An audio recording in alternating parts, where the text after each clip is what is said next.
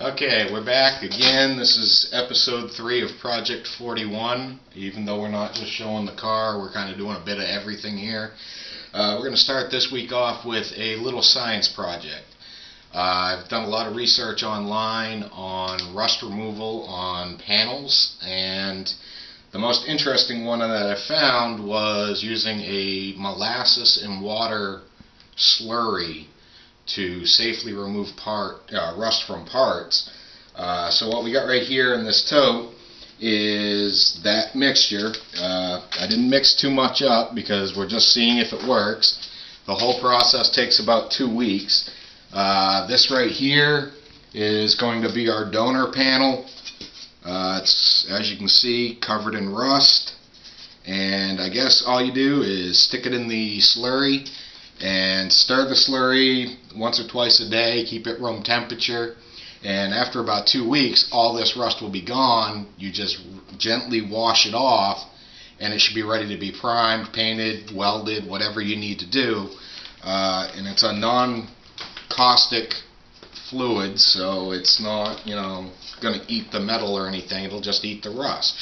So you guys going to see if it works. I'm going to see if it works, and I hope it does, because I got a lot of rust I got to get rid of. So we're going to put this in here. Shake it up. I'll bring that in the house after I'm done out here tonight, and I'll keep stirring it, and in 2 weeks we'll pull that piece out and we'll see how it does. Of course, if you're going to really do any body panels to mention of size, you're going to need a bigger bin and a lot more molasses. Now the mixture is 1 to 9 ratio, so that's 1 part molasses to 9 parts water. I've got a bigger container being donated to me later if this works, and I just got to find a place where I can get more molasses, because buying it 12 ounces at a time, you're not really going to make much process. Here, got a little bit of work done on the bike. Re-welded the back baffle because I'm tired of my bike spitting its baffles out. I didn't re-wrap the back pipe because I didn't see a need to. The front pipe, I've removed it. I've actually re-welded it, which I've got right here.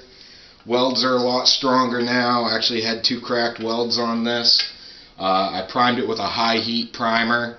I'm waiting on new zip ties to come so I can re-wrap this. I got the tape right here.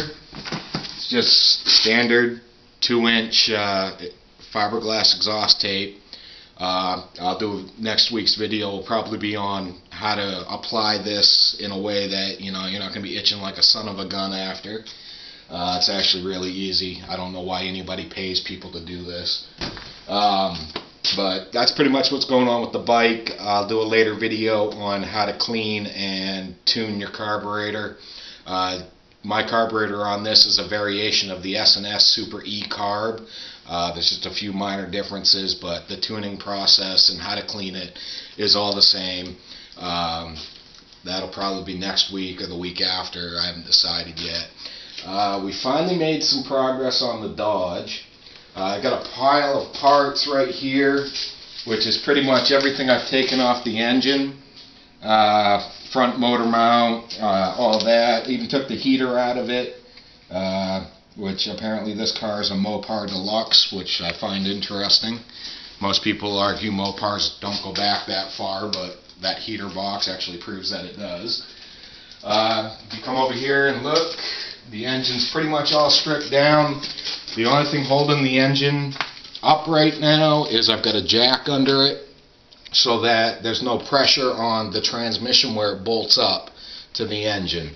I'm just waiting on the cherry picker that my father's got. He's going to loan it to me, and we're going to pull this engine separately from the transmission just because I don't feel like taking the radiator mount off to pull it out. So we'll manage that.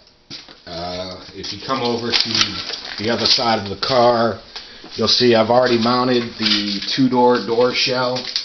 It's not fitted completely yet. The door post is cut out. It's all there roughly. I still got to fit it a little better and make sure all the trim and molding lines match up properly. And I got a little bit of work to do on that door. Kind of been a rough week in the shop. My air compressor blew a belt, so I don't have that to use. The grinder that I thought I had to use, I don't have the right outlet receptacle to plug it in, so. And then today we had wiring issues and lost all the power in the garage, so I had to rewire that as well. It's been an interesting week. Luckily we didn't get that last big storm. So with that said, I wish there was more progress made, but I will show you guys. This is the actual doorpost that I cut out. It doesn't really look like it's too straight, but what I'm going to do is I'm going to grind all this so it's a nice flat surface. Everything's going to line up right. When I cut the new hole for this and fit it with that door, it's going to be, you know, fit perfectly, just like this one. Once I get that other door shell built and, you know, fixed, put back together and all that. Welder is working great, so at least that piece of equipment hasn't shit the bed on me yet. Hopefully we'll make more progress on this real quick here before we take off. Where is it on this? Yep, right there, the little panel. Mopar Deluxe. So there's your proof. Anybody that wants to argue that this 41 is not a true Mopar, this part came out of this car. It is a Mopar. So, that being said, we're making slow progress. I wish there was more to show you guys, but unfortunately things have not been going my way this week. So, with that said, like, subscribe, share the video. You know, even email or send us pictures of your car if you want on Angel Customs on Facebook. So, have a good one.